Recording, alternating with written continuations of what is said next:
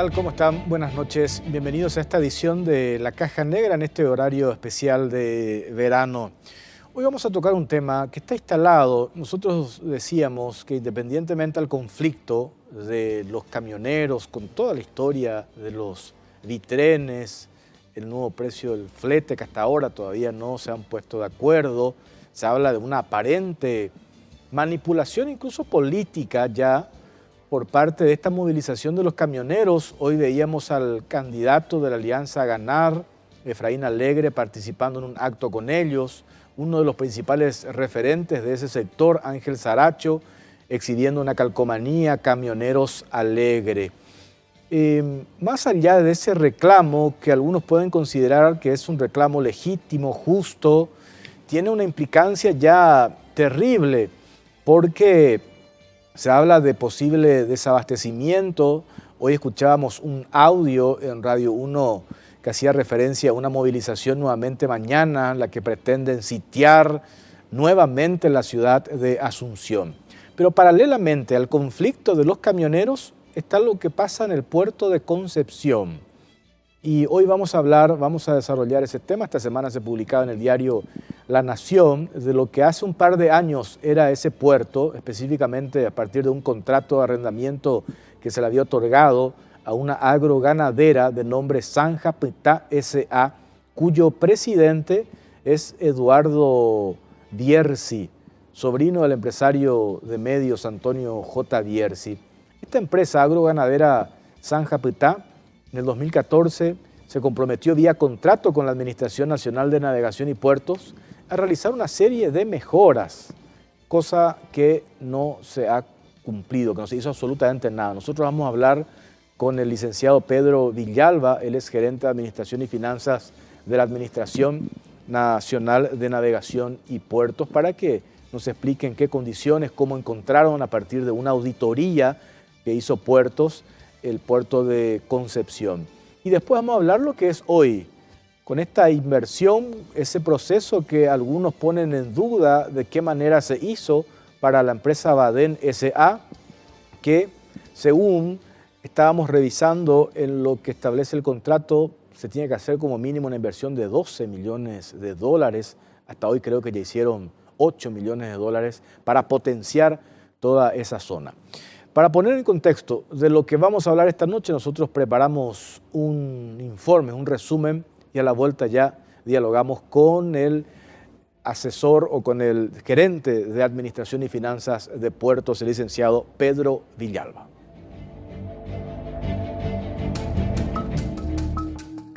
En fecha 8 de agosto del año 2011, la Administración Nacional de Navegación y Puertos, ANNP, presidida en ese entonces por el abogado Vidal Francia Saracho, firmó un contrato de arrendamiento y operación comercial de las instalaciones graneleras y silos de la terminal portuaria de Concepción, Puerto Nuevo, con la firma agroganadera Zanja Pitá Sociedad Anónima, representada en dicho acto por su apoderado general, licenciado Eduardo Raúl Bierzi Bertón, sobrino de Antonio J. Bierzi. El acuerdo tenía inicialmente un plazo de 5 años, prorrogables, y en los primeros 30 meses de vigencia, la empresa debía abonar a la ANNP la suma de $10.000 mensuales. Este monto, considerado irrisorio para el volumen de operaciones que se podrían realizar en un puerto de estas características, fue establecido porque en una de las cláusulas del contrato, la agroganadera Zanja Pitá Sociedad Anónima se comprometía a realizar inversiones y mejoras en la terminal. En efecto, en la cláusula 12, la arrendataria se obligaba a realizar reparaciones de urgencia conforme al relevamiento de la Gerencia de Obras Portuarias de la ANNP.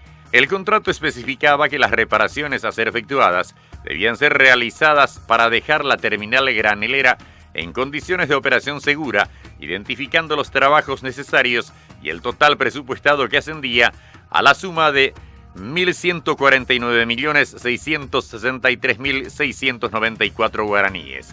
Asimismo, la empresa de Bierzi se comprometía a la conservación y mantenimiento preventivo periódico de las instalaciones, maquinarias, equipos y accesorios o partes de las mismas que forman parte también del sistema operacional de la terminal granelera. Sin embargo, un informe de la Auditoría Interna de la ANNP de fecha 21 de enero de 2014 detectó serias irregularidades e incumplimientos contractuales por parte de la firma arrendataria, entre los que se encuentra el hecho de que subarrendaba el establecimiento a otra empresa denominada Concrecal, en violación a la cláusula 5 del acuerdo. Asimismo, se constató el estado de abandono y deterioro de los tanques de combustible, también la falta de mantenimiento de la infraestructura e instalaciones, maquinarias, equipos y accesorios que se encontraban en deplorable estado. En otro punto de su informe, la auditoría insta a verificar la inversión de 1.149 millones de guaraníes a la que se había comprometido Bierzi, atendiendo al estado general de las instalaciones en el momento de la fiscalización. Resulta evidente que la empresa agroganadera Sanjapitá Sociedad Anónima nunca realizó las inversiones ni las mejoras que se había comprometido e incluso habría lucrado con el local, puesto que lo subarrendaba a otra firma comercial.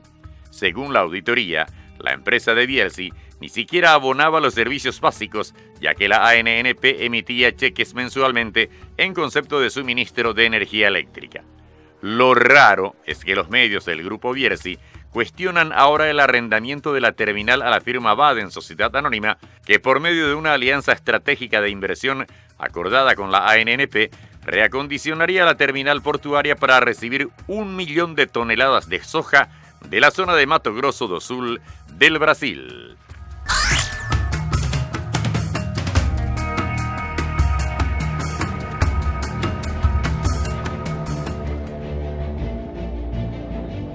Licenciado Pedro Villalba, gerente de Administración y Finanzas de la ANNP, ¿cómo le va? Buenas noches, Jorge. Buenas noches a la audiencia.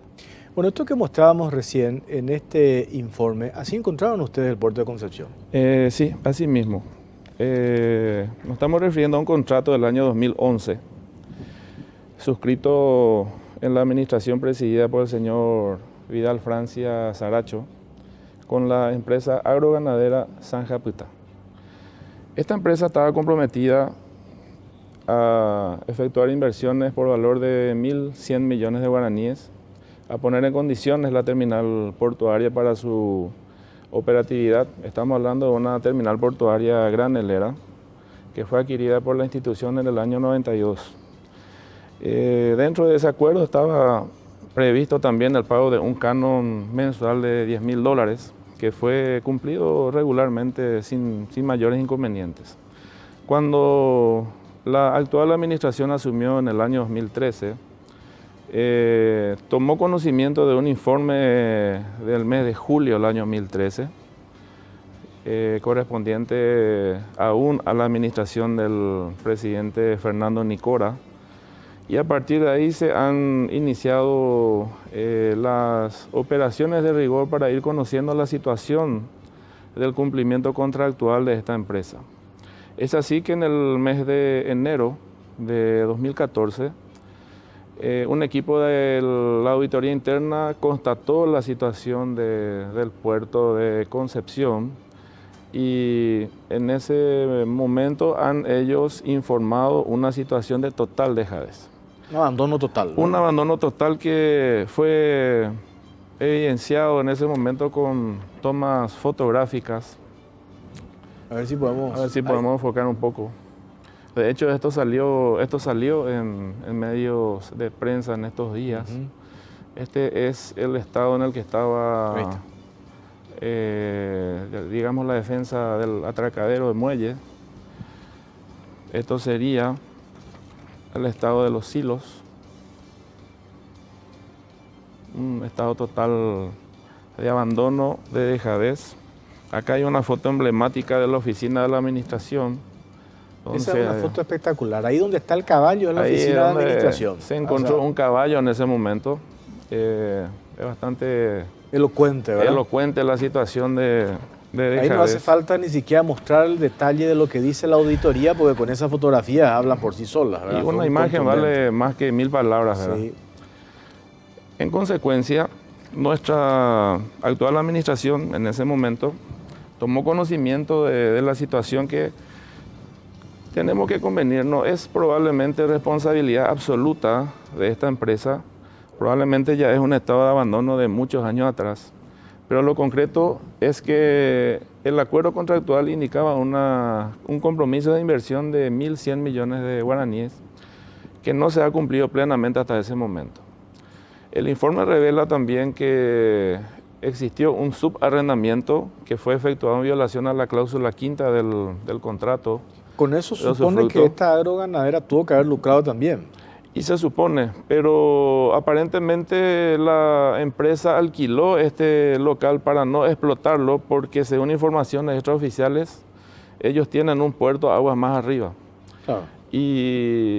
Puerto granelero. Un puerto granelero que operaba en competencia con la ANNP, obviamente. Entonces agarraron esto, pagaron no sabemos qué monto. Exacto. Dejaron morir el puerto de Concepción para que ellos explotaran el puerto privado que tenían aguas arriba. Es lo que se presume según las informaciones que hemos encontrado, que hemos obtenido en base al informe de auditoría, al informe de la gerencia de obras en su momento en el mes de julio, ¿verdad? Incluso hay una parte de que cuando se le reclama, no tenía ni el estudio de impacto ambiental y otras cuestiones técnicas que hace el funcionamiento de un puerto. Así mismo, ellos estaban comprometidos a lograr la certificación de seguridad PBIP. También tenían bajo su responsabilidad el estudio de impacto ambiental y en general poner en condiciones para hacerlo operativo. Ese es el compromiso fundamental que ellos han asumido y que no se ha cumplido. Finalmente ese es el motivo fundamental por el cual el directorio de la institución ha optado por rescindir el contrato con esta empresa. Claro, que entre paréntesis no le fue fácil rescindir el contrato. La agroganadera Zanja Putá recurrió ante el Tribunal de Cuentas, creo. Y sí, ellos una cuestión civil plantearon en el fuero administrativo. Discúlpeme, yo no soy abogado, pero lo voy a explicar de la forma más entendible posible. Ellos han iniciado un recurso en el Tribunal de Cuentas contra la resolución del directorio.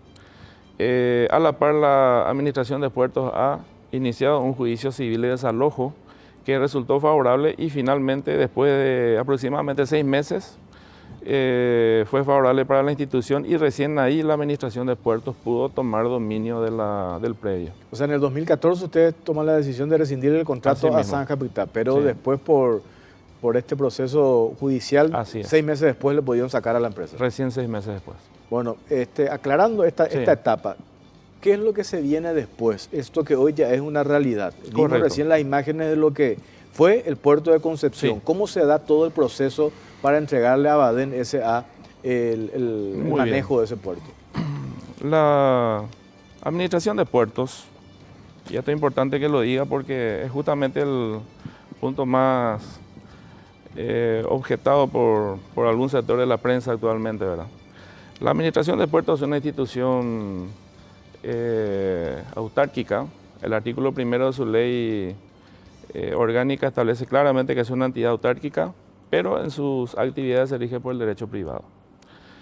En materia de locaciones o algún tipo de contrato para la explotación de sus instalaciones, no rige la ley 2051 de contrataciones públicas, porque no efectúa la administración una erogación monetaria. Está concediendo el espacio para lograr un usufructo. Su carta orgánica le faculta al directorio a celebrar este tipo de contratos y el decreto 12.297/2008 que regula la actividad de tasas portuarias que persigue la institución también le habilita al directorio en su artículo 1, numeral 7.1, que el directorio está facultado a celebrar alianzas estratégicas operativas. Esta es la figura que existe y también hago hincapié en el artículo 2230 del Código Civil Paraguayo que habla del usufructo, que es la figura que adoptó la Administración de Puertos y en la actual administración se ha desarrollado un proceso de perfeccionamiento de ese modelo porque hay que aclarar también que en las administraciones anteriores este tipo de contratos se efectuaba directamente. Es decir, el caso Zanja Putá, por ejemplo, ahí se hizo sin licitación, directamente le dieron a esta agroganadera. En el caso de otros acuerdos anteriores, estamos hablando de año 2008, 2013, directamente sin ningún tipo de publicidad, sin ningún tipo de concurso. La actual administración ha dictado a través de su directorio una reglamentación que prevé parámetros y condiciones donde lo más importante resulta en este momento la aplicación del criterio de publicidad, de transparencia y de libre concurrencia. Este proceso se dio en base a un pliego, base de condiciones, un llamado a licitación, donde se publicó en un diario de Capital por 3 días el primer llamado, y en el proceso se ha logrado inscribir la participación de 10 empresas que han adquirido el pliego, base y condiciones del primer llamado. Aclaro esto porque el primer llamado fue declarado desierto y recién en el segundo llamado se dio la concesión directa del contrato de usufructo a la empresa Baden Sociedad Anónima, que es la que hoy está operando en el puerto de Concepción. ¿Ese primer llamado por qué se declara desierto? Ese primer llamado se declaró desierto porque las empresas oferentes no han cumplido las condiciones técnicas y económicas que el pliego, base y condiciones requería en ese momento. ¿El segundo llamado cuántas empresas se presentaron? En el segundo llamado se han presentado 3 empresas a adquirir el pliego, base y condiciones, pero solamente una se presentó en la apertura. ¿Por qué hacen referencia? Le escuchaba el otro día a Griñó, puede ser. Sí. Hacía referencia a que jamás ellos se enteraron de ese segundo llamado, Sí. Y cuestionaba el hecho, hablaba de la poca transparencia de este proceso. ¿Ustedes qué dicen al respecto? Bueno, nosotros hemos publicado el segundo llamado en un diario de gran circulación por 3 días. La aplicación de las normas supletorias hablan de solamente un día, pero nosotros hicimos por 3 días. Eso se ha publicado, de hecho, por ese motivo entendemos que 3 empresas vinieron a comprar el pliego, ¿verdad? Ahora, desconozco los motivos por los cuales él haya tenido esas expresiones, pero nosotros estamos convencidos de la transparencia y la regularidad de este proceso. Se ha publicado, se ha notificado, por lo visto, a mucha gente, pero solamente 3 vinieron a comprar el pliego y realmente una es la que se presentó en el acto de apertura final, ¿verdad? Se firma contrato con esta empresa, Se firmó se bajo la figura de Alianza mismo. Estratégica Operacional. Es contrato de usufructo oneroso. Ajá. Con inversión, años. alianza operacional estratégica, por 20 años. ¿Qué inversión tiene que hacer según el contrato, Baden? Nosotros previmos en el pliego, base y condiciones, un contrato, una inversión mínima de $2 millones. La empresa Baden hizo un plan de negocios donde ellos se comprometen a invertir $12 millones en el transcurso de 20 años. En total 12 millones. Esta imagen que estamos $12 viendo millones. ya es la inversión que hizo Baden. Eso ya forma parte de la inversión. Aquí tenemos fotografías actuales. Quisiera enfocar un poco nuevamente para... Esa foto de ahora, de cómo están las obras en este caso, porque todavía no terminaron, en el puerto de Concepción. Están en un 99% de avance actualmente. De hecho, el 20 de febrero se inaugura la operativa. Hay una fecha ya oficial. Esto serían los hilos cilíndricos. Los hilos que hemos visto oxidados y abandonados son hoy estos. La empresa ha cumplido cabalmente con su cronograma de inversiones. Aquí tenemos lo que es la estructura de la cinta transportadora. Esto es lo que va directamente al muelle y sería el mecanismo de carga de las barcazas. Y en general, un movimiento de suelo y de maquinarias que hoy muestra este estado. Hay otras fotografías también, pero en rigor al tiempo, nosotros tenemos la información de que están en un 99% de avance en las obras previstas. El representante legal ha hecho públicas esas expresiones del avance y de probablemente ya el 20 de febrero como fecha definitiva de la apertura y el cumplimiento también dentro del plazo establecido. En este acuerdo, en este contrato, Sí. bajo esta figura que mencionó, hay 2 puntos principales de cuestionamiento que por lo menos Así tienen es. 2 medios importantes de Sí, señor. comunicación. Y hablando con nombre y apellido, el diario ABC Color hace referencia a que esta figura no existe. Usted ya explicó que sí. Existe. De hecho, hay otras Sí. experiencias, Sí. el caso, por ejemplo, de otros puertos que funcionan bajo esta misma figura Así mismo. desde hace, creo que no sé de qué año. Y el caso más emblemático es Paranaguá.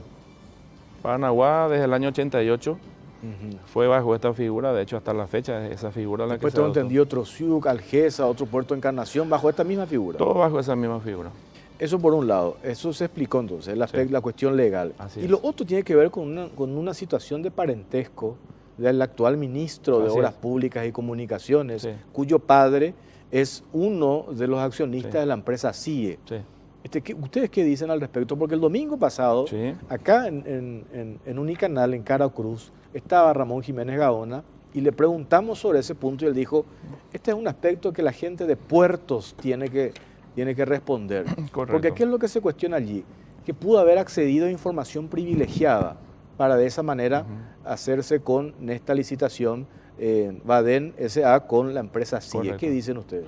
Bueno, en primer lugar tenemos que defender la buena fe de todos los funcionarios que han actuado en este proceso. Cuando se presenta CIE, presenta un listado de accionistas, que es esto forma parte de la carpeta de documentos sustanciales. Nosotros no vemos aquí ninguna persona con el apellido Jiménez Gaona. Esta es Esa es la nómina de principales accionistas que presentó la firma CIE. Hugo Aranda, Luis Lima, Ramón Burró, Pascual Burró, Osvaldo Barrail, Fernando Campercholi, Teresita Borgoñón, Walter Baumann, Nora Baumann, Ingrid Baumann, Grisel Campercholi de Ovelar. Ingeniero Rodiño, gerente general. Esto Sí. se arrimó a la... Eso forma parte de la documentación del proceso de apertura de sobres. En ningún lado aparece como... No aparece. Dice principales accionistas de CIE. Sí, señor. No aparece Jiménez Gaona. Y de hecho, no aparece el nombre del señor Jiménez Gaona o el padre del señor ministro. Creo que públicamente él ya ha aclarado su posición. Nosotros vamos a remitirnos solamente a lo que es el proceso en sí.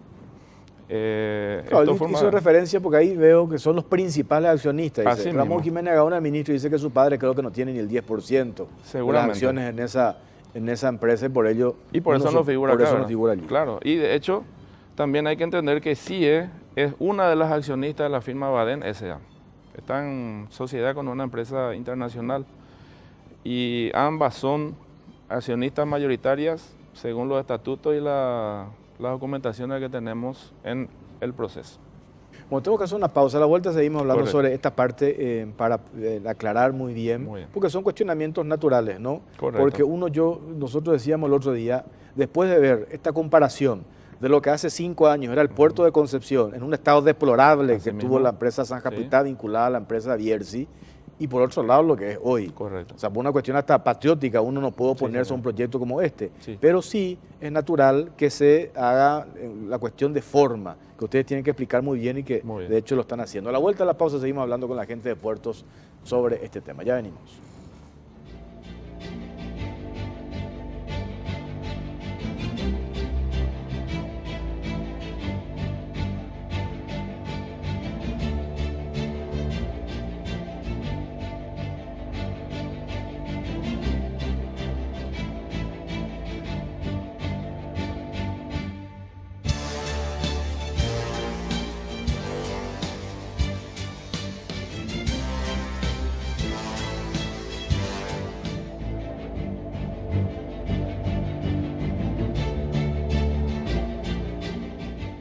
Bueno, seguimos en la caja negra en este horario especial de verano.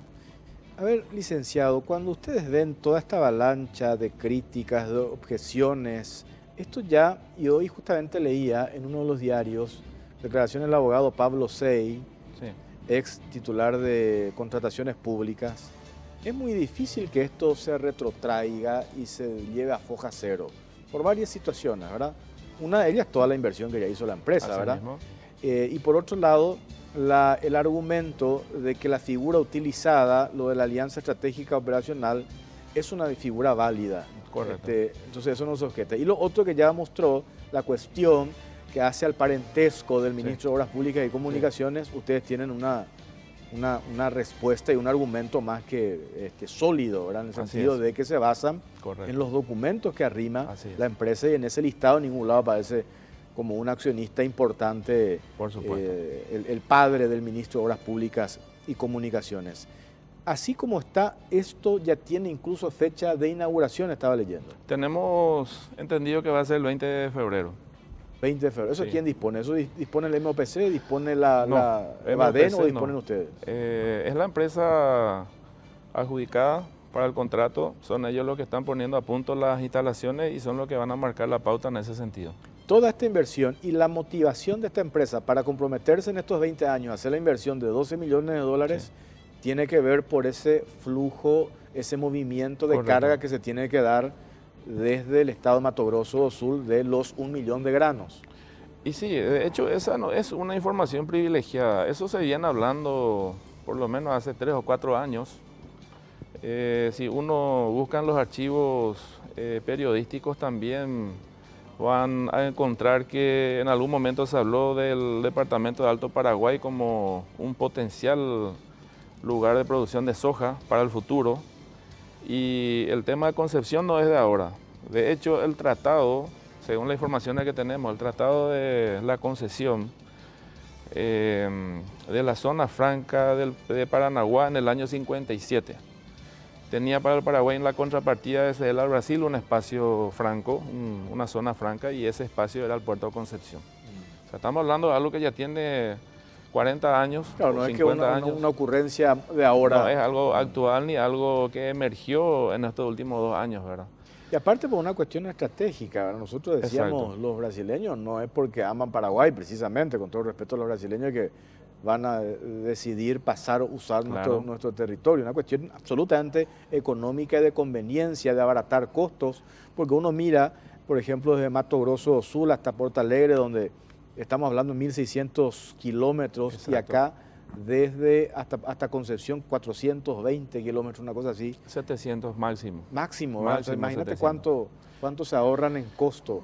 Y al margen del beneficio que logren los brasileros, nuestro interés principal es el beneficio para la zona y para el país. Nosotros no estamos entregando la soberanía nacional. El sentido y el imperativo de soberanía está muy presente en todos estos contratos suscritos por la administración actual.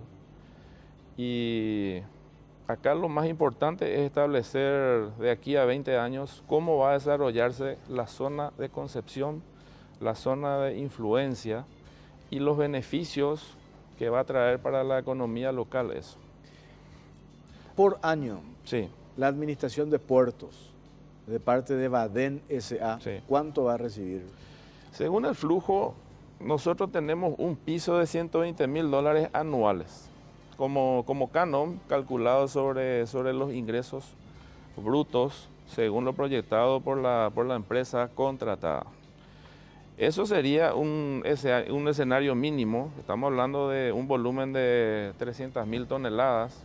La capacidad plena establecida en el plan de negocios habla de 1 millón de toneladas al año.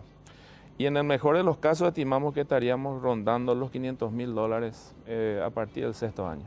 Al año que va a recibir puertos. Puertos, como canon. Y también una cuestión que hay que aclarar. La administración de puertos no entrega el espacio. Puerto va a estar presente ahí. Tiene una oficina de fiscalización. Va a estar acompañando el proceso y también va a estar en condiciones de seguir operando desde ahí también para algunas actividades que Hoy el que la puerto de institución Concepción requiera. para la administración central de Sí. puertos no genera un solo guaraní. No genera absolutamente hace nada. 4 años que no genera nada. Incluso esta empresa agroganadera llegó creo que los primeros meses a aportar un canon, pero después dejaron de hacerlo. Bueno, ese contrato del 2011 fue celebrado en enero y hablaba inicialmente de $20.000 mensuales.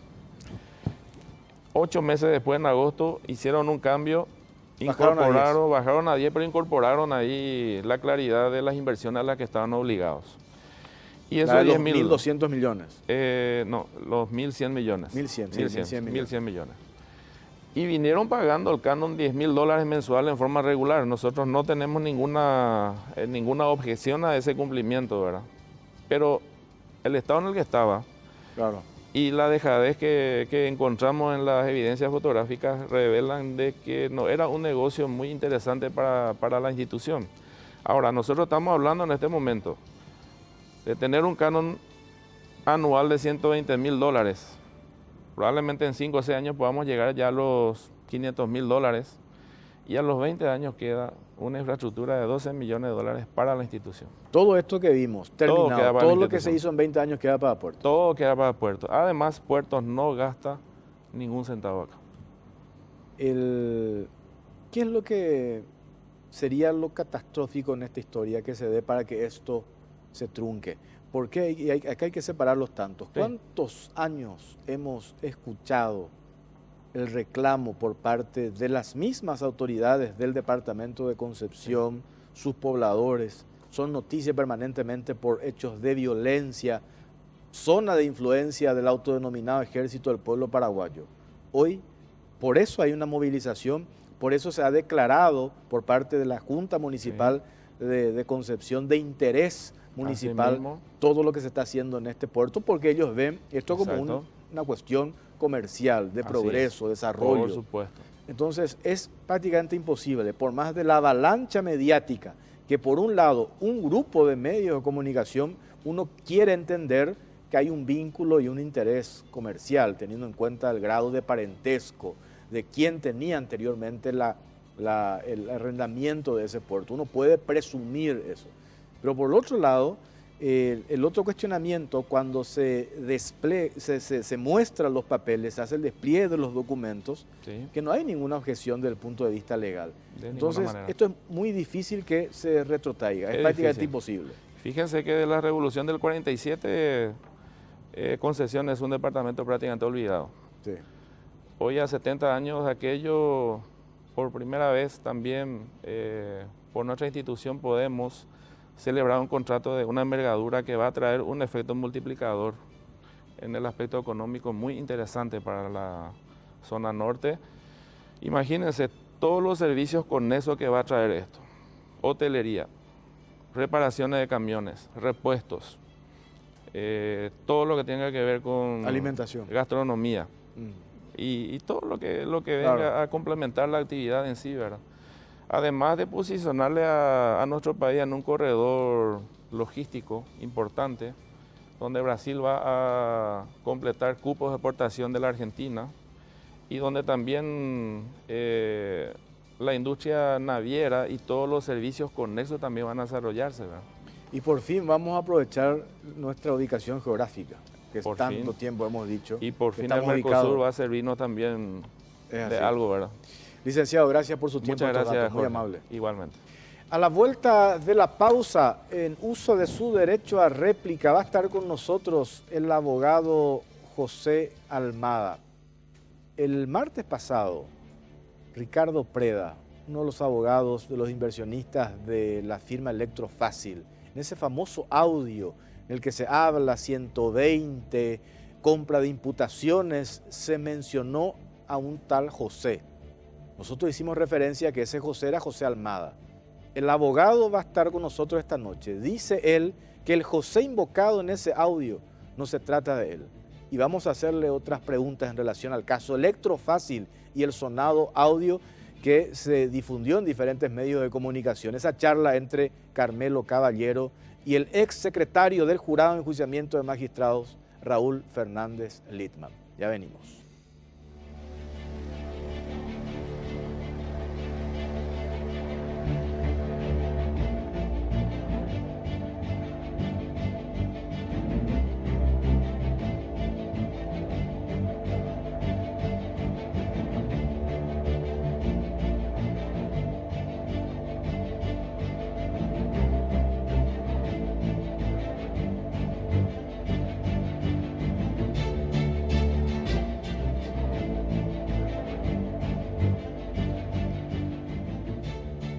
Bueno, seguimos en la Caja Negra en este horario especial de verano. Está con nosotros el doctor José Domingo Almada. ¿Cómo está, doctor? Buenas noches. Don Jorge, gracias por el espacio, gracias por la oportunidad. Vamos a pasar, Natalia, si tenemos a punto, lo que el martes pasado declaraba acá el doctor Ricardo Preda, abogado también de la firma Electrofácil, de los actuales propietarios directivos. Y sobre eso vamos a hablar con el doctor José Almada. Acá uno se dice José, es José Almada, ¿no? Sí, claramente se refiere a José Almada porque están hablando aparentemente sobre... Nosotros vamos O sea, yo creo que ninguno de los integrantes de esa conversación ha negado hasta ahora el contenido de la conversación. Sí, Lo que no podemos afirmar es que quienes son aludidos en esa conversación realmente estén en conocimiento de lo que ahí se habla. Salvo el caso de José Almada, no dudo que él tenga conocimiento, pues finalmente es el socio de Carmelo Caballero. Y que dio la cara, inclusive Claro. estuvo acá en una oportunidad hablando del tema. Del caso Electrofácil. Pero además hay otros hechos corroborados que acreditan que José Almada estaba vinculado a este asunto de tratar de manipular el proceso penal en favor de sus clientes. Hay otras evidencias independientemente de los audios que así lo revelan. Ahora, todas las autoridades que son citadas cuando ellos conversan, bueno, es una cuestión que hasta ahora yo no le puedo asegurar si es verdad o no lo que ellos dicen, pero cuando hablan de repartir dinero y pedir imputaciones, se refieren, y te puedo asegurar eso, claramente al caso de Electrofácil, y sí hay algunas coincidencias, incluso con la solicitud y episodios que sucedieron durante este proceso penal. Efectivamente, hay 2 resoluciones de Cámara de Apelación en ese caso, y en una de las resoluciones hay un voto de 3 miembros en favor de la posición de confirmar las medidas alternativas y no de prisión preventiva para el señor Zaguier Blanco, y en la otra resolución de la otra causa, porque Zaguier Blanco está imputado en 2 causas, la Cámara de Apelaciones, hay 2 que votan a favor de confirmar las medidas otorgadas por el juzgado y 1 que vota en contra, es decir, cree que corresponde la prisión preventiva. Es decir, hay 5 miembros, o sea, 5 votos en un sentido favorable a Zaguier Blanco. Doctor, para ir bajando. Sí. Aclaramos que el José que hace referencia es José Almada. Sí. Después, a juzgar por el audio, Fernández Lidman dice, hablé con Luis, me fui luego a Astoria. Aclaré, estamos hablando sin ninguna duda de Luis Zaguier Blanco. Y después entra la historia de los 120, que se cortó de esta manera. Y en la última parte acá dice, de esta jugada magistral, acá fulano y 5 personal de la Cámara. Es lo que explicaste recién. Sí. Hay 1 que votó en contra. Serían 6 en todo caso. Claro. Y acá hay que aclarar, es lo que ellos dicen. Claro. Yo no estoy afirmando que Total, ningún estamos funcionario de la Cámara haya recibido, claro, ningún magistrado haya recibido. Estamos desmenuzando el audio para entender. Claro, y son ellos quienes afirman eso, y sí, efectivamente hay una decisión, o sea, 2 decisiones donde hay 5 votos favorables. Y a mí realmente, por lo que uno trata de interpretar de lo que dicen, le dicen, ustedes 2 partners están out, le dicen. O sea, lo que se infiere de la conversación es que el Raúl Fernández Lidman se va a lo de Zaguier Blanco a rendirle, digamos, cuentas sobre un monto que eventualmente Zaguier Blanco entregó para repartir en algún lado. O por lo menos ellos le hicieron creer que era para repartir en algún lado. Que es los 120. Sí. Por lo que dice Fernández Lidman, le dice, mira, yo le dije a ellos que ustedes 2 no recibieron.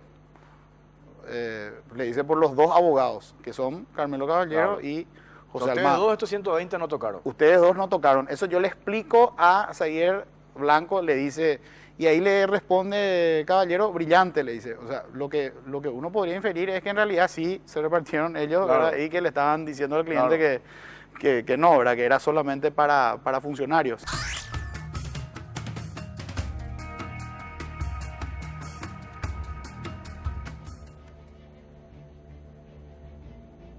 Bueno, ahora nosotros vamos a desmenuzar esto. Desmenuzamos el audio con Preda, vamos a desmenuzar esto, simplemente para puntualizar. Doctor, ¿usted sigue siendo abogado de Luis Zaguier Blanco? Presenté la renuncia al mandato, Jorge, el día de hoy. Conversé con el señor Luis Zaguier Blanco y de común acuerdo llegamos a esa situación de renunciar hoy al mandato. Hice el acompañamiento todos estos días. Hay una audiencia, unas diligencias previas, pero hasta el día de hoy hice el acompañamiento, Jorge. O sea, ahora ya no es abogado de Zaguier. Oficialmente no, pues como te dije, presentamos a través del sistema electrónico esta mañana alrededor de las 11. El doctor Carmelo Caballero y los demás miembros del equipo ya habían renunciado en el mes de enero. Yo renuncié hoy en fecha febrero, ¿verdad? ¿Usted sigue siendo socio en el estudio jurídico de Carmelo Caballero? Sí, nosotros tenemos causas, de repente tenemos causas independientes, hay causas que tenemos en común. Los clientes decidirán con qué causa se continúa, porque eso depende muchísimo del cliente. Hay clientes que estamos conversando con todos.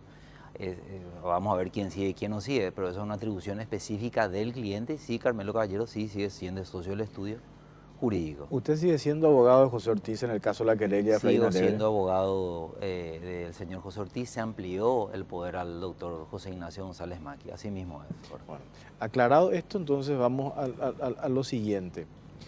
En este audio que nosotros escuchamos y que estábamos desmenuzando con el doctor Preda, lo que se habla ahí en el contexto, ¿es del caso 31M o el caso Electrofácil?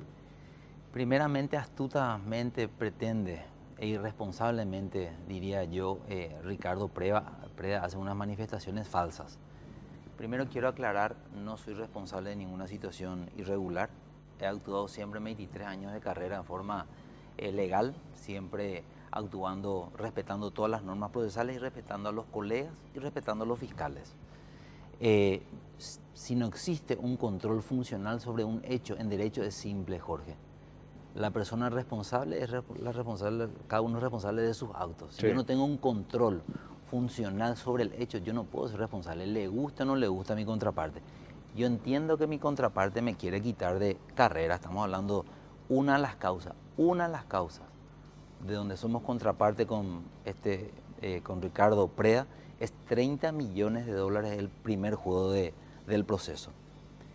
Yo no asumo, repito... Aclara esto por el volumen de... Por el volumen y desglosando el sinsentido de su exposición, ¿verdad? Yo no asumo dichos de terceros. En los audios de referencia no se escucha mi voz, no se escucha José Almada, no se escucha a lo lejos. No participo en esa situación, yo desconozco esa situación y esos audios hoy están judicializados. El doctor Carmelo Caballero, quien tiene presunción de inocencia, está agotando todas las etapas procesales, inclusive en incidente de nulidad, que yo hoy no voy a entrar, porque si no vamos a mezclar las dos situaciones. No estoy en los audios de referencia, no converso, no saludo y desconozco. Eso es por una cuestión. Ricardo Preda, yo estoy evaluando todos los elementos que él está diciendo a través de los diferentes medios de prensa. Desde el día 1 que está hablando estoy colectando con mucha serenidad, con mucha tranquilidad, para en el momento procesal oportuno, si eso conviene a mi situación, a mi estrategia, voy a iniciar las acciones. No es una amenaza, es una situación real que estoy evaluando. No solo ¿Qué quiere decir acciones? Acciones legales por los dichos, difamación, calumnia, injuria, denuncia falsa. Contra el doctor Ricardo Preda. Contra las personas que indebidamente mencionan mi nombre en situaciones donde yo no estoy involucrado, como acabo de dar la exposición. Estas son unas cuestiones, yo no puedo asumir por hechos no míos. Donde yo no estoy, yo no puedo asumir. Es muy fácil endilgar responsabilidad cuando soy contraparte en causas multimillonarias. 300 millones de dólares en una causa, 200 millones de dólares en otra causa. Son causas grandes donde jugás a todo y Preda está jugando de una manera muy desleal, muy sucia. Preda se confunde. Habla de la resolución que fue modificada de Aldo Cantero y habla de una resolución de la Cámara de los dos expedientes. Sí. Finalmente, yo no lo entiendo. Él habla que 5 miembros de un tribunal de apelación salieron a favor de la postura nuestra, que era la libertad de Saguier, porque había fianzas de 30 millones sobre sus bienes. Y un voto, él habla en disidencia. Entonces, porque el voto en disidencia es a su favor, entonces nosotros maniobramos, y él dice, yo no tengo constancia de que esos 5 miembros tocaron dinero, actuaron en forma irregular. Él menciona que los votos son favorables para nosotros y son votos respaldados con fianzas reales. El sometimiento total de Luis Aguirre durante todo el procedimiento penal. Además, Jorge, que es una cuestión técnica, no voy a entrar mucho en el tecnicismo para no confundir. Hay crimen y delito. Lo que se investigan es delito y hay la posibilidad de medidas alternativas. No es un crimen que está vedada la libertad. Entonces las resoluciones están blindadas por la legalidad. Esa es la primera situación. Preda dice claramente hechos corroborados. ¿Qué hecho él corrobora si no dice absolutamente nada? Habla de 5 resoluciones que salen a mi favor, a favor de mi postura. Pero voy a ir más allá de la situación. Vamos a ir al contexto Aldo Cantero, porque él quiere hablar de Aldo Cantero. Aldo Cantero salió contra mi cliente siempre. Le imputó en una causa, le imputó en 2 causas, pidió su prisión en una causa, pidió su prisión en otra causa. La diligencia que nosotros pedíamos era diligencia que nos hacía, eso está en el expediente. Claro. Y además, pagar, que nunca lo hicimos, nunca hicimos una situación así, pagar por una cuestión en contra.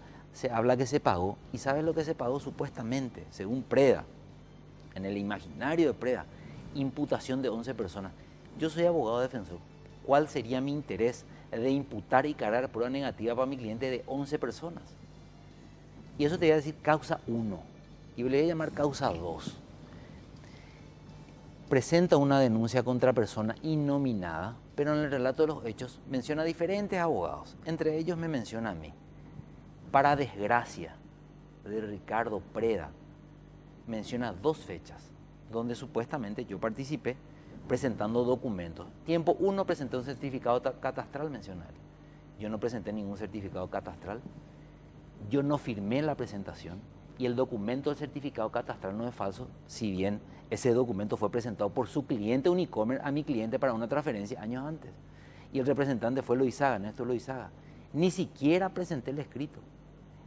Preda dice que yo presenté el escrito. Además, Jorge, un detalle importante, y repito, para desgracia de Ricardo Preda, el tiempo de la presentación de ese documento y la audiencia, que fue entre el 10 de, que fue en la quincena aproximadamente, los primeros días de julio, yo no me encontraba en el país. El día de la presentación y el día de la audiencia, yo me encontraba fuera de la República del Paraguay, me encontraba en la República Argentina por una cuestión laboral y eso presente en el documento. Punto 1. Punto 2 dice Preda, José Almada es responsable porque presentó una pericia y el perito tasa una propiedad en un valor sobrevaluado. Nada más torpe. Nada más torpe. Primero, yo no soy tasador, yo soy abogado. El auxiliar de justicia lo establece la Corte Suprema de Justicia, está matriculado en la Corte. No soy perito evaluador, no firmé yo la tasación. Yo recibo una tasación de un tasador que dice, esta propiedad vale tanto. Y esa tasación yo presento. Yo no puedo asumir lo que dice el tasador tiene que explicar según su saber entender por qué tasó esa propiedad. Te doy un ejemplo hasta burdo, simple para que se entienda. Un médico perito en una causa puede decir, o en una presentación de un documento puede decir, doy un certificado médico a Juan Pérez por 10 días de reposo porque se operó de apendicitis. Y yo presento eso en el Poder Judicial. Entonces yo sería abogado médico, entonces mi cliente sería cliente paciente. Entonces yo tengo que ir a donde está internado mi cliente paciente, alzarle la remera, a ver si tiene el apéndice, ver si tiene los puntos, hacerle un análisis y ver si corresponde los 10 días. Yo no puedo, yo soy abogado. Yo presento y abogo por lo que el auxiliar de justicia me da. Entonces hoy se tienen que abrir todas las causas penales del Paraguay donde hubo un juicio oral y donde los abogados presentaron peritos, porque muchas pericias en algún juicio no fueron válidas para el Ministerio Público. El Ministerio Público hoy presenta peritos y pierden un juicio. Entonces, al presentar el perito, por la contraparte presenta, las pericias nunca son iguales. El perito A dice 1 millón, ejemplo, en una pericia contable, y el perito B dice 2. El Ministerio Público está lleno de juicios. Entonces, el fiscal tendría que ser imputado porque el perito 2 no fue exacto en el dato. No es así. Además, para desgracia de Ricardo Preda, el tiempo de la presentación y uso de esta segunda acta, que no la realicé yo, no firmé yo no estaba en el país. Por una cuestión personal, realicé un viaje desde el 25 de diciembre del 2017 al 21 de enero del 2018. Y creo que estos documentos fueron presentados en el tiempo que yo ni siquiera me encontraba en el país. Además, intimé al perito porque habla de producción de documentos no auténticos, intimo al perito para que se ratifique en la firma, y el perito dice, sí, es mi firma, y me ratifico en el contenido. Entonces, yo presenté un documento válido porque la firma no está falsificada, el perito. Otra cosa es decir, la firma era falsificada al perito, pero la firma no es falsificada. Tengo que hacer una pausa, doctor. Sí. Después seguimos, tenemos mucho tiempo. Después seguimos con su derecho de réplica y tengo unas cuestiones puntuales que le quiero consultar. La pausa, ya venimos.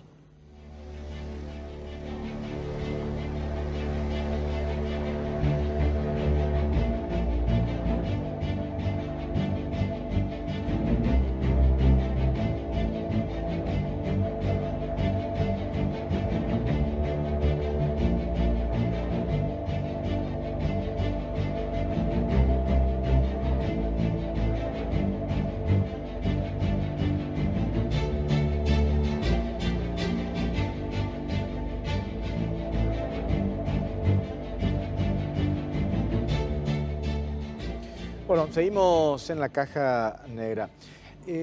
Doctor, a ver, en el caso que me gustaría puntualizar, todas estas explicaciones que usted dio, entendemos que la cuestión del audio en sí, para el punto de vista legal, no tiene ninguna validez. Pero eso ya, desde el punto de vista mediático, está instalado y ya sabemos cuáles fueron y seguirán siendo sus consecuencias. Dicho esto, cuando se desmenuza y se escucha en ese audio, por ejemplo, que usted dice, yo no quiero entrar porque no se dice, se habla de un José, no se dice su apellido, usted dice que no es ese José del que están haciendo referencia, pero en una parte cuando se le escucha a Littman o Fernández Littman haciendo referencia a Luis Astoria, es de Maduro que están hablando del caso Electrofácil en esa conversación, por esas situaciones que se describen y que saltan en ese audio.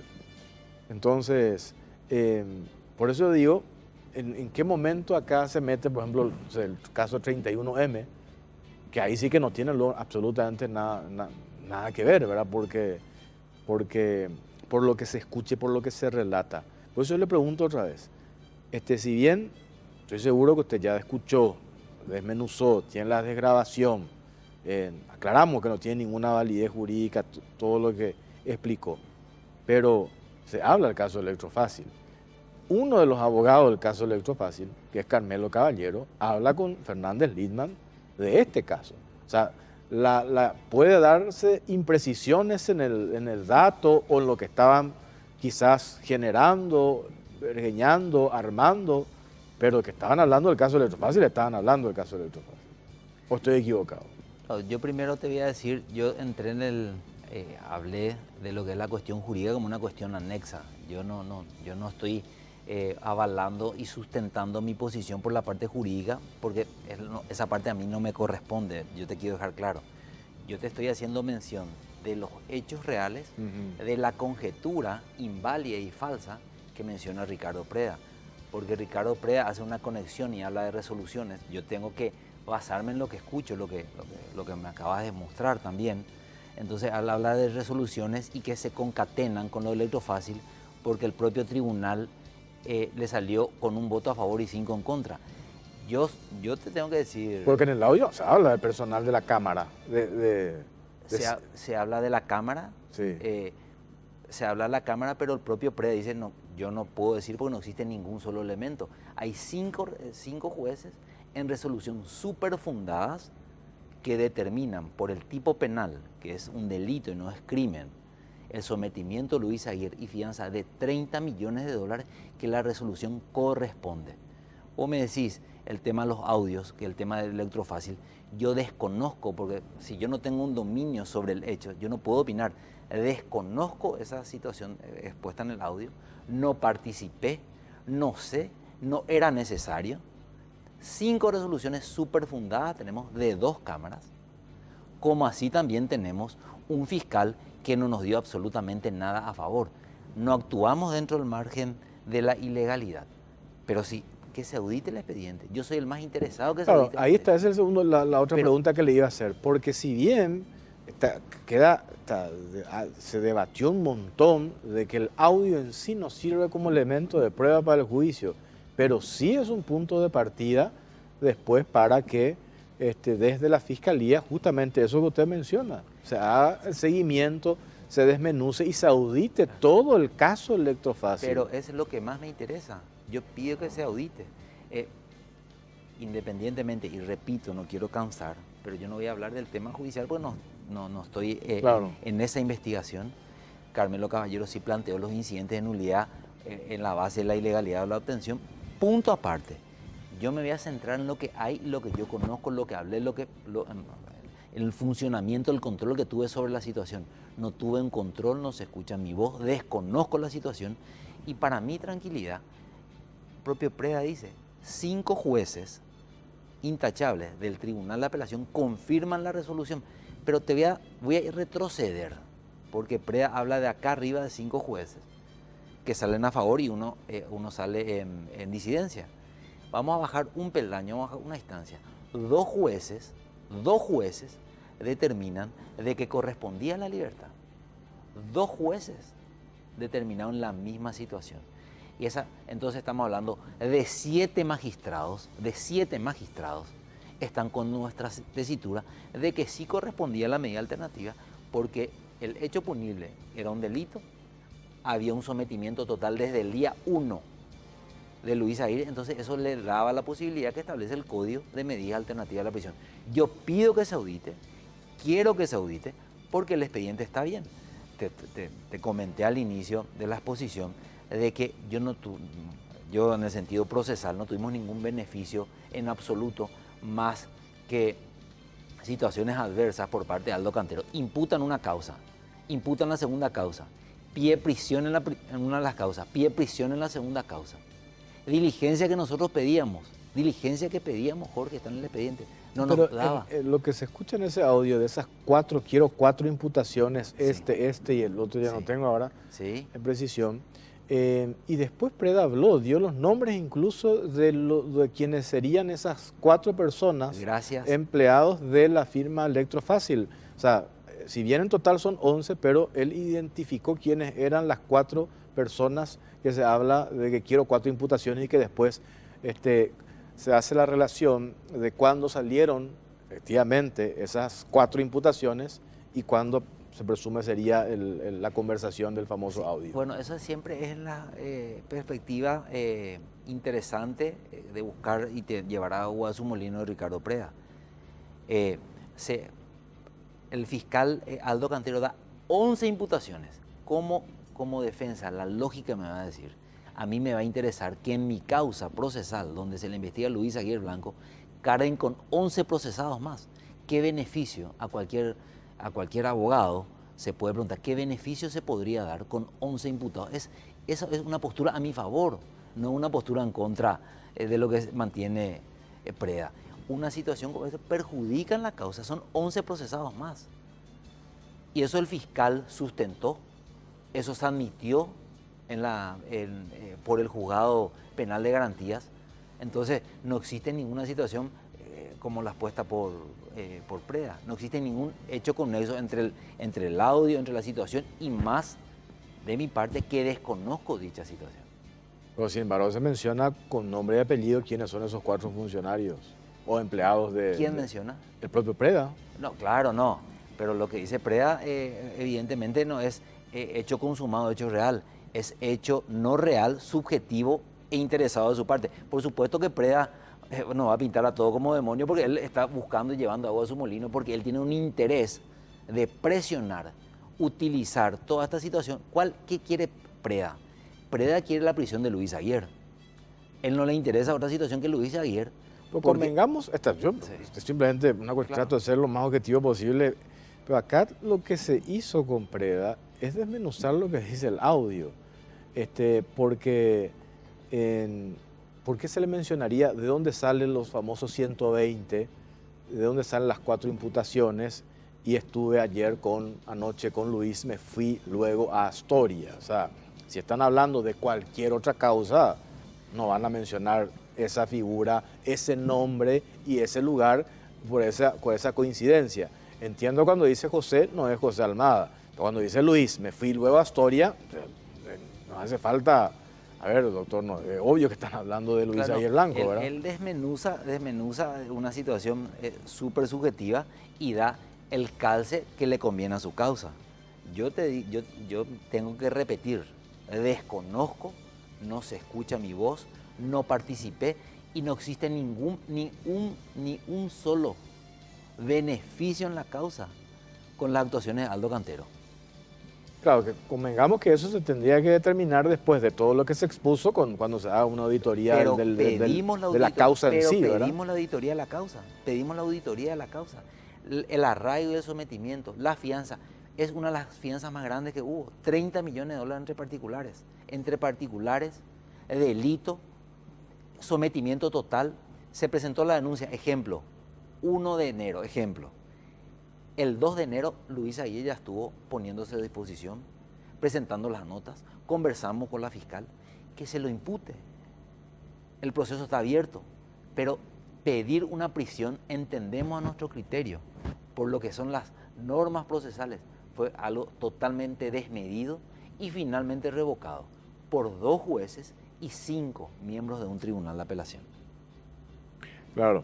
Y ahora, a partir de todo esto que expones, doctor, ¿qué es lo que dijiste que estás analizando, recogiendo declaraciones, aseveraciones de todos los que de alguna u otra manera mencionaron o dijeron que el José famoso que aparece allí, que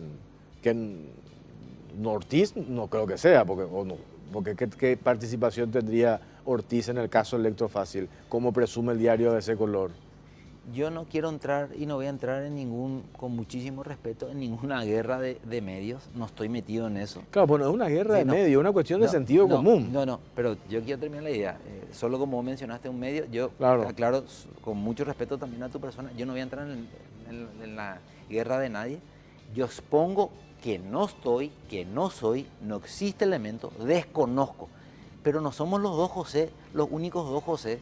Y aclaro, independientemente que está judicializado la cuestión y hay incidentes de nulidad, no somos nosotros los únicos 2 José del país, de la Pero República. el único José que es socio de Carmelo Caballero. No y me usted, me hace responsable claro, porque no pero tengo digo, un control funcional. Claro, Pero usted estuvo acá hablando del caso Electrofácil también, me acuerdo, en uno de los... Pero eso no me hace responsable si yo no participo en yo tengo que tener un dominio y el control de la situación. No tengo el dominio. Porque ahora, dice, cuando hace referencia, José va a desarrollar la estrategia en la hoja de ruta. O sea, uno dice, son abogados, están hablando del caso Electrofácil, la estrategia puede ser, pero estrategia, obviamente, jurídica, ¿verdad? pero por supuesto, yo hago la estrategia jurídica en causas hace más de 23 años.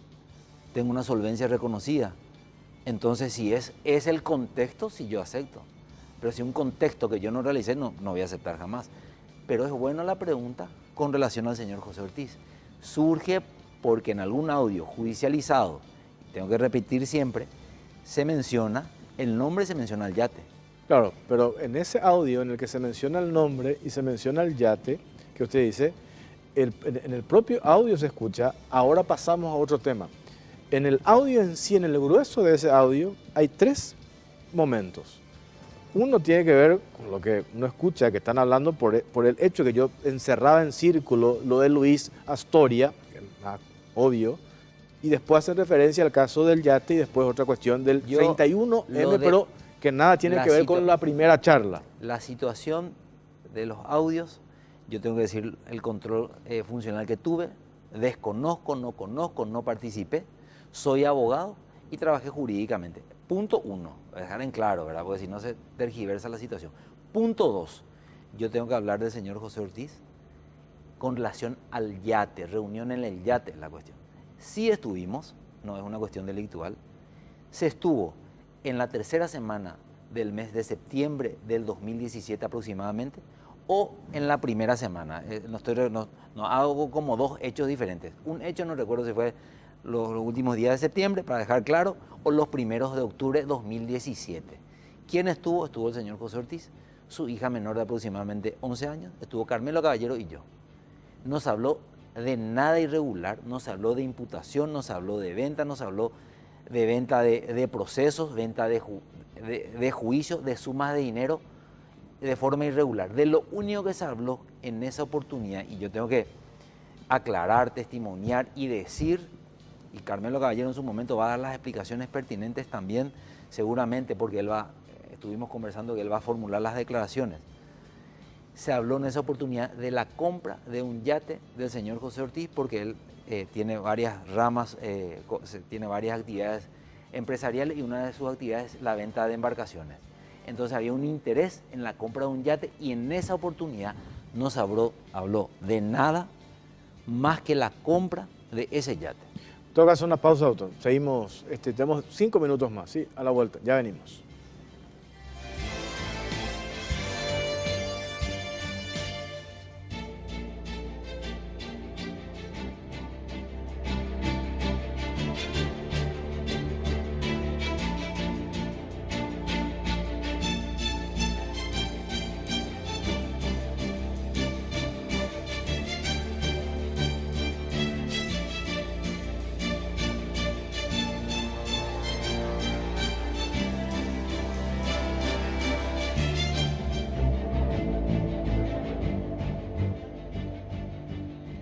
El caso, doctor José Almada, de la fiscal Teresa Rojas, cuando se menciona, incluso ella hoy leía una declaración que hace cuando fue al jurado de enjuiciamiento de magistrados, dice, mi peor pecado fue haber tocado, manejado el caso o tenido en su poder la investigación del caso Electrofácil. Y ahí hace referencia, en un momento se mostró, incluso acá con Preda el martes pasado, hablamos de que ella creo que fue amedrentada por parte de los abogados de Zaguier Blanco. ¿Qué dice usted a eso? Primeramente, no se puede hablar jamás de amenaza cuando uno advierte que va a realizar una acción judicial. Es imposible y la norma penal, la norma de amenaza, es muy clara en ese sentido. Amedrentamiento, entonces, porque ella, la fiscal describe después una nota que le envía al fiscal entonces, general. Si vamos a hablar del término así jurídico, vamos a decir susto, preocupación, angustia, sí, pero amenaza es cuando yo la amenazo en una situación irregular, ilegal. Yo le comuniqué a ella, porque teníamos otras causas, de que la recusaba y que le llevaba al jurado de enjuiciamiento porque a nuestro criterio no fue objetiva al pedir la prisión preventiva de Luis Zaguier Blanco. Entonces yo no cometí ningún delito, Jorge, la ciudadanía tiene que entender, no cometí ningún delito al mencionarle a ella, exponerle de que presenté, pues ya cuando hablé con ella, presenté una denuncia ante el jurado de enjuiciamiento de magistrados y una acción civil eventual por el daño causado a Luis Zaguier Blanco. Pero eso es una amenaza. Pero Jorge, si usted es abogado de una causa, yo soy fiscal y me dice, mire que yo le voy a llevar al jurado de enjuiciamiento de magistrados. No. ¿Cómo yo interpreto eso? Te llevé al jurado de enjuiciamiento. No, es que yo le dije, si no haces esto, Blanco, yo te voy a llevar al jurado. Usted le comunicó que ya le denunció ante el jurado. Es importantísimo, Jorge, lo que acabas de decir. Que a nadie se le encendió todavía la lamparita. Preda todavía no sabe el momento histórico. Cuando converso con Teresa Rojas en su despacho, yo le comunico que le lleve al jurado de enjuiciamiento. No es que le digo, mira, doctora Rojas, si no haces esto, te llevo. Claro, si haces esto, no te llevo. Claro, no, eso no. Fue clara mi posición. Y además, por supuesto, que cuando uno lleva al jurado de enjuiciamiento se habla de destitución, era para destituirla. ¿O crees, Jorge, que los abogados, todos los abogados que llevamos al jurado de enjuiciamiento es para felicitarle o el ascenso del fiscal? No, es buscando una sanción por una situación no objetiva. Para nosotros había una situación no objetiva, que fue la prisión el pedido de prisión, de Luis Zaguier Blanco. Entonces no existe amenaza. Entonces todas las causas a partir de ahora que se presentan ante el jurado de enjuiciamiento serían amenaza. Y te doy un ejemplo más. Estuve hablando con un abogado de mucho renombre en lo civil. Me dice, bueno, entonces todos los abogados van a ser hoy denunciados o querellados por amenaza cuando yo le envío un telegrama a Juan Pérez y le digo, iniciaré acción judicial de desalojo y proceso penal por... La fiscal hace un relato en la nota que le envía al fiscal general del Estado, Javier Díaz Verón. Sí. No me acuerdo ahora, pero no tengo a mano la nota. ¿Leíste la nota? Sí leí, pero ahora voy a tratar de acordarme. Porque yo te voy a decir lo que dice. No, pero dice, te vamos a sacar hasta tu bicicleta. Si tenés una bicicleta, anda a poner nombre de otra persona porque hasta tu bicicleta te vamos a sacar. Lo que se le dijo es, presentamos la denuncia porque el hecho no fue objetivo. Vamos a trabajar jurídicamente, voto a voto, porque el abogado tiene que abogar, no es que vos tirás la nota en el jurado, vos te vas, abogás, hablas con todos los miembros jurídicamente, con quien yo no tengo trato, no tengo amistad con ningún miembro, tuve trato, no tengo una llamada telefónica, no tengo una situación de parentesco con ningún miembro, ningún tipo de sociedad, entonces jurídicamente iba a trabajar o voto a voto por esa situación. Lo mío es jurídico. Ahora, que Preda quiera mencionar... Claro, pero lo suyo, pero usted está en un buffet con un socio. No, pero ahora estamos hablando del tema amenaza, volvemos al otro. Ya sé, pero yo no tengo ningún vínculo, pero usted no estaba operando, pero se presume por todos los audios que hemos escuchado que el que operaba era su socio, no usted. Usted hacía el trabajo limpio y el otro hacía el trabajo en todo caso, a juzgar por el audio, digo. Bueno, usted era el policía bueno y el otro era el policía malo. No, yo lo que tengo que hablar de la situación específica del tema Pero de... es que es una amenaza, doctor, convengamos. No, Eso no, que, esa no, parte que dice, no, si en tenés absoluto. yo digo Sí, lo del relato claro. de la fiscal Teresa Rojas. Hasta tu bicicleta te vamos a sacar. Si Primero, tenés no una admito, bicicleta... primero no admito tal expresión, sino sí mencionamos que íbamos a hacer una demanda civil de indemnización de daño y perjuicio por el perjuicio de Luis Aguirre. Entonces eso no es un delito de amenaza. Yo le dije, le mencioné de que le denunciamos por falta de objetividad. Hicimos un relato de hecho y eso está consignado. Eso está consignado en la denuncia presentada por Luis Aguirre, finalmente bajo nuestro patrocinio. Entonces, para puntualizar Sí. esa parte de Teresa Rojas y cerramos Sí, sí. con esto. Cuando ella hace el relatorio y le comunica a su jefe, ustedes ya fueron con esa nota avisándola que la estaban llevando al jurado. No, primero, lógicamente, nosotros conversamos con ella porque teníamos otras causas.